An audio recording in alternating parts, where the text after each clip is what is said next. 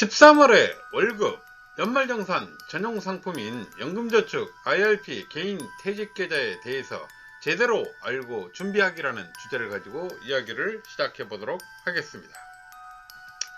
단순히 연말정산을 통해서 세금을 돌려받는다라는 단순한 개념으로 준비를 시작한다면 매우 난감한 경우가 발생할 수 있다는 것입니다. 13월에 월급인 연금저축 IRP 퇴직계좌의 소득공제 혜택은 성실한 납세자에게 국가가 주는 선물과도 같은 것입니다. 하지만 중도 해지 시 그동안 받은 소득공제 혜택을 기타 소득세라는 명목으로 국가의 세금으로 되돌려 줘야 하는 부담을 지게 된다는 것입니다. 오늘은 연말정산 전용 상품인 연금계좌에 관련한 다양한 궁금증을 해결해 보도록 하겠습니다. 자, 연금계좌의 잘못된 상식에 대해서 하나씩 살펴보도록 하겠습니다. 자, 연금계좌 상담 시에 반복적으로 받게 되는 질문들이 첫 번째는 소득공제 혜택도 받고 목돈 마련 재테크 방법으로도 강력히 추천한다 라는 말과 두 번째는 중도에 필요하면 원금 손해 없이 언제든지 해지할 수 있다 라는 이런 잘못된 상식들이 현재 마케팅에서 활용되고 있는 현실이다 라고 이렇게 말씀드릴 수 있겠습니다. 그렇다면 연금계좌에 대한 올바른 상식에 대해서 살펴보면 첫 번째는 최소한 5년 이상은 납입을 해야 한다 라는 것과 두 번째는 우리가 55세 이후부터 반드시 연금으로 수령을 해야 한다라는 사실입니다. 세 번째는 만약에 중도 해지하거나 일시금 수령 시에는 기타 소득세인 22%가 부과된다라는 사실을 잊지 마시기 바라겠습니다. 자, 마지막으로 네 번째는 소득 공제 혜택을 받은 연금계좌, 즉 연금저축과 IRP 계좌 상품들은 55세 이후에 연금 수령 시에는 반드시 연금 소득세 과세 대상 상품이라는 사실을 여러분들이 모두 명심해 주시기를 바라겠습니다. 자, 금융권이 판매하고 있는 연말정산 혜택을 누릴 수 있는 상품에 대해서 하나씩 살펴보도록 하겠습니다. 자, 첫 번째 이제 은행권과 투신권이 판매하고 있는 연금저축펀드와 IRP 개인 퇴직계좌 상품들의 특징에 대해서 하나씩 살펴보도록 하겠습니다. 자, 첫 번째 특징은 소득공제 받고 싶은 해당 연도에만 불입할 수 있다는 것입니다. 두 번째 특징은 불입을 중단해도 특별한 불이익이 없다는 것입니다.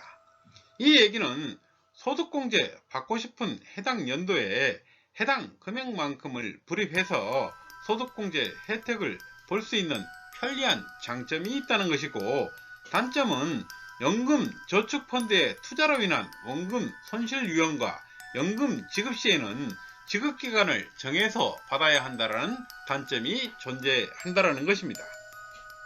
자, 두 번째는 양대 보험사가 취급하고 있는 연금 저축보험과 IRP 퇴직 계좌 상품들의 특징에 대해서 하나씩 살펴보도록 하겠습니다.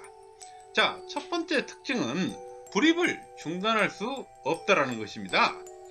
두 번째 특징은 만약 불입을 중단하게 되면 보험이 실효되어서 원금 손실의 불이익이 발생할 수 있다는 단점이 존재한다는 것입니다. 그렇다면 보험사가 취급하고 있는 상품들 중에 특히 생명보험사가 취급한 연금 저축보험은 노후연금으로 지급을 희망할 시에는 연금 지급 형태를 종신지급형으로 지급할 수 있는 장점이 있다는 것입니다. 이와 같이 은행 및 투신권과 보험사 상품들의 장단점을 파악한 이후에 금융기관을 선택해서 여러분들에게 성향에 맞는 금융기관과 상품들을 선택하면 될 것이다 라고 이렇게 말씀드릴 수 있겠습니다. 자, 연말정산 시 누가 공제 한도는 소득공제 혜택은 얼마나 되는지를 한번 살펴보도록 하겠습니다. 총 급여 5,500만원 이하 근로자인 경우는 연금저축 400, IRP 300, 도합 700만원에 대해서 16.5%의 세액공제 혜택을 받을 수 있다는 것입니다. 총 한도인 700만원에 16.5%를 곱해보면 소득 공제 환급액은 약 115만 5천원이 된다라고 이렇게 말씀드릴 수 있겠습니다. 총급여 5,500만원 이상 1억 2천만원 이하의 근로소득자의 경우는 연말정산 세제 혜택은 연금저축 400, IRP 300, 도합 700만원에 대해서 13.2%의 세액공제 혜택을 받을 수 있다라고 이렇게 말씀드릴 수 있겠습니다. 이 13.2%를 계산해 보면 소득공제 환급액은 약 92만 4천원이 된다라고 이렇게 말씀드릴 수 있겠습니다. 자, 보험사를 통해서 가입하는 연금저축보험은 매월 일정액을 납부해야 하는 것에 비해서 은행권이나 증권사를 통해서 가입하는 연금저축펀드는 매월 불입, 분기별 불입, 연말 일시금 불입 등으로 다양하게 투자해도 세액공제 혜택을 받을 수 있는 장점이 있다는 것입니다.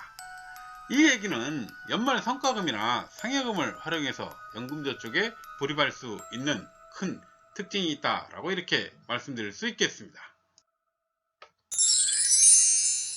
자, 노후에 노후연금으로 받게 되는 연금형 상품들은 모두가 연금소득세를 내야 하는지에 대해서 많은 사람들이 궁금해하고 있다라는 것입니다. 자, 일반적으로 소득이 있는 동안 적립한 다양한 형태의 연금형 자산 중에 연말정산을 통해서 소득공제 혜택을 받은 연금 상품들은 모두가 연금소득세 과세 대상 상품이다 라고 이렇게 말씀드릴 수 있겠습니다. 여기에 해당되는 상품들이 앞서 살펴본 것처럼 연금저축과 IRP, 개인 퇴직계좌가 대표적이다 라고 이렇게 말씀드릴 수 있겠습니다. 단 이제 우리가 공적연금인 경우는 종합과세 대상 상품이지만 연금계좌인 연금저축과 IRP, 개인 퇴직계좌는 연간 1200만원 이내인 경우는 분리과세로 종결할 수 있다는 것입니다. 즉 이제 우리가 노후연금 수령 시에 공적연금과 합산해서 세금 폭탄을 맞는다는 얘기는 매우 잘못된 상식이다 라고 이렇게 말씀드릴 수 있겠습니다. 일반적으로 이제 특히 보험사 직원들이 연금저축, IRP, 개인 퇴직계좌로 인해서 노후연금 수령 시에 세금 폭탄이 우려된다며 비과세 개인연금으로 준비하라고 한다면 이것은 매우 잘못된 상담이다 라고 이렇게 말씀드릴 수 있겠습니다. 공적연금과 연금계좌는 목적 자체가 전혀 다르다는 것입니다. 연금계좌의 가입 목적은 첫 번째가 소득공제가 목적이고 두 번째가 노후연금을 준비하는 것입니다. 우리가 이제 비과세 개인연금 가입 목적은 죽을 때까지 받는 평생 월급 통장을 준비하는 하나의 형태다라고 이렇게 말씀드릴 수 있겠습니다. 자, 지금까지의 내용을 최종 정리해 보도록 하겠습니다. 연금저축과 IRP 개인 퇴직계좌는 연말정산 전용 상품이라고 말씀드릴 수 있겠습니다.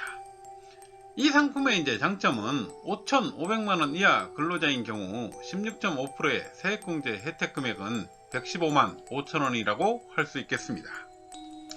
연간 공제한도 700만원을 매월로 나누어 보면 매월 58만 3,333원이고 세액공제 혜택 금액인 115만 5천원이 산출되려면 적금이자가 30.5%가 적용되어야 할 정도로 고수익의 혜택이라고 할 수 있겠습니다. 이 상품의 이제 단점은 연금 수령 시에 연금 소득세를 납부해야 한다는 것입니다. 자, 10년간 적립했다라고 한다면 7천만원이 적립되었을 것이고 이 7천만원에 대해서 분류과세 세율인 5.5%를 가산해 보면 약 385만원이 된다라는 것입니다. 그렇다면 이 결과가 말해주는 것은 10년간 적립해서 1155만원의 세금을 환급받고 5년간 연금 소득세로 380만원을 돌려주는 결과라는 것입니다.